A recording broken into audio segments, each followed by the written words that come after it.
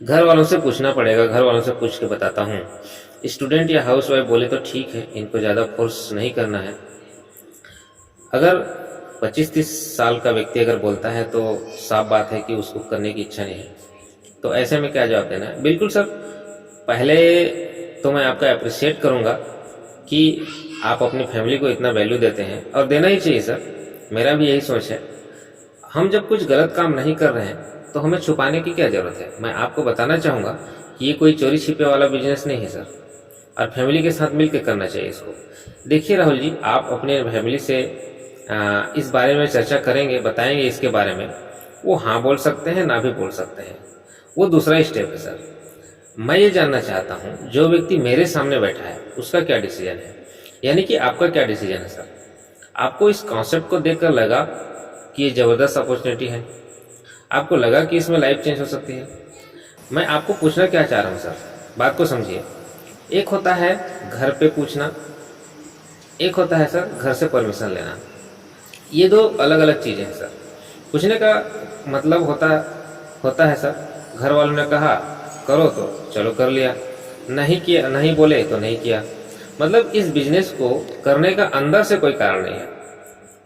उन्होंने कहा तो कर लूँगा, नहीं कहा तो नहीं करूँगा, ये एक केस हुआ सर। और एक होता है नहीं सर, मुझे बहुत अच्छा लगा, इसमें मेरी करियर बन सकती है, लेकिन मैं अपने परिवार को भी साथ में लेकर चलूँगा, मतलब कि परिवार की सहमति से करूँगा। तो ये दूसरा केस है सर। तो आपका वाला कौन सा केस है सर? 80-90% चांसेस बोल सकता है कि सामने वाला दूसरा केस है। तो बोलना है मतलब कि आपकी करने की इच्छा है लेकिन परिवार की सहमति के साथ, ठीक है, यही कहना चाह रहे हैं। बहुत अच्छी बात है सर। अभी देखिए राहुल जी, इस बात को, ये जो फैमिली है ना सर, ये कभी हमारे बारे में बुरा नहीं सोचती है सर, वो हमेशा हमारा भला सोचते हैं। लेकिन हमें इस पूरी प्रोसेस को समझना पड़ेगा। ये जो डिसीजन का जो प्रोसेस है ना सर, इसको समझने की ज़रूरत है। मैं आप एक सवाल पूछूंगा, जैसे कि आप छोटे थे, बहुत छोटे थे, तो आपके खिलौने कौन लाते थे सर? Mummy papa. आपके कपड़े, आपके साइकिल, आपको कौन सा स्कूल जाना है ना, ये सब मम्मी पापा तय करते थे। और आपका ही नहीं, सबका, पूरी दुनिया के साथ ऐसा होता है सर। जब हम छोटे होते हैं ना तो हमारे फैसले माँ बाप लेते हैं। उसके बाद हम धीरे धीरे बड़े होने लगते हैं। फिर क्या होता है, खिलौने के लिए पैसे तो माँ बाप देते हैं, पर खिलौने पसंद हम करते हैं। नहीं, मुझे यही खिलौना चाहिए, मुझे यही साइकिल लेना है। फिर कॉलेज आता है, अगेन यहाँ पर कॉलेज की फीस माँ बाप भरते हैं, पर सब्जेक्ट हम डिसाइड करते हैं, या कॉलेज भी हम डिसाइड करते हैं। हम इंजीनियरिंग करेंगे, डीएड करेंगे, एमबीबीएस करेंगे, मतलब एक एज के बाद फैसले हम लेना शुरू करते हैं। और सर और हमारी फैमिली उस पर जो है ना, उस फैसले पर ठप्पा लगाती है कि हाँ, तुम्हें लगता है कि तुम इंजीनियरिंग कर सकते हो तो ठीक है, तुम्हें लगता है कि तुम कंप्यूटर कर सकते हो तो करो, तुम्हारा इंटरेस्ट क्या है या नहीं। फिर इसके बाद शादी के टाइम पे सबका सपोर्ट होता है कि हाँ भाई, हमें लड़की या लड़का पसंद है कि नहीं। लेकिन सबसे मेन डिसीजन किसका होता है सर? किसका होता है? जिसको, जो शादी कर रहा है उसका होता है।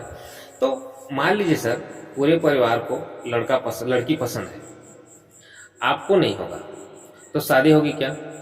नहीं होगी ना। अच्छा, इसको थोड़ा उलट करके देखते हैं। मान लीजिए आपको लड़की या लड़की पसंद है, लेकिन घर वालों को पसंद नहीं है, वो लोग मना कर रहे हैं, लेकिन आपको तो जी बस हो गया है प्यार उसी से, है ना। तो कोशिश करेंगे ना मनाने की घर वालों को। और अगर लड़की ठीक है तो परिवार तो मान ही जाता है।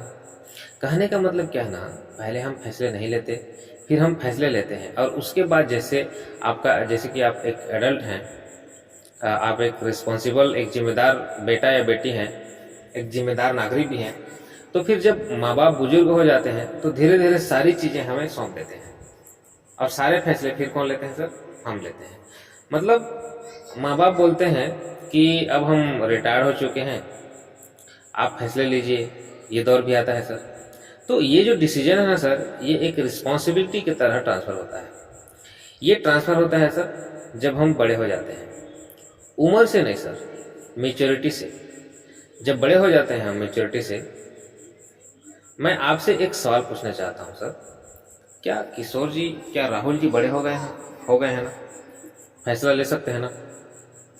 तो सर यही चीज़ आपको समझनी है। जब एक अपॉर्चुनिटी आपने देखी है और आपको लगता है कि ज़बरदस्त अपॉर्चुनिटी है, और आप जब अपने परिवार को समझाएंगे मैं इस अपॉर्चुनिटी के साथ आगे बढ़ना चाहता हूँ, मुझे पूरा पूरा कॉन्फिडेंस है, इसमें कोई गलत नहीं है, तो आपका परिवार तो डेफिनेटली साथ देगा, ठीक है ना। लेकिन आप जाके ये पूछेंगे कि मैंने एक बिजनेस देखा है, करूँ या ना करूँ, तो उन लोग सोचेंगे कि ये तो खुद कंफ्यूज है, तो हम इसको कैसे परमिशन दे सकते हैं, ठीक है। तो मेन डिसीजन आपका है सर। और सर आपकी उम्र क्या है? 30 साल। सर 30 साल आप जिनके साथ रहे हैं, आपके माँ बाप के साथ, सर उनको नहीं समझा पाए तो दुनिया में आप किसको समझ पाएंगे सर? माँ बाप तो आपके हैं ना।